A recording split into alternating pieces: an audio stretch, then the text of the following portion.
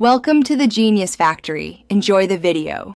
You start by confirming system requirements and signing into Microsoft Store. This is essential so purchases and downloads link to your account. Once done, search for Minecraft Bedrock, which is the Pocket Edition on PC. Choose the listing that matches your region and edition. Make sure to check whether it's included in Game Pass or requires a one-time purchase. If required, use the same Microsoft account to buy. Then click Install and monitor download progress. This begins the transfer of game files to your machine. Once the installer finishes, you should verify the installed size and where files reside. This avoids permission issues later. You then launch the Bedrock client and grant any requested permissions for networking and storage so worlds and skins save correctly.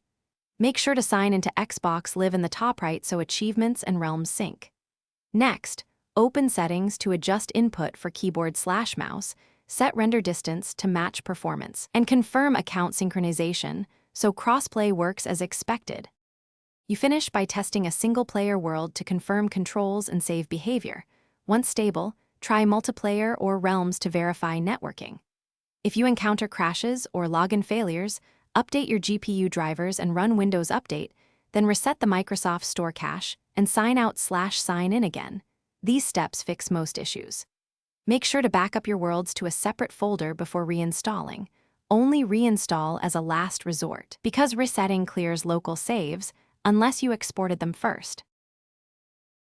Thanks for watching. If you found this helpful, don't forget to like and subscribe.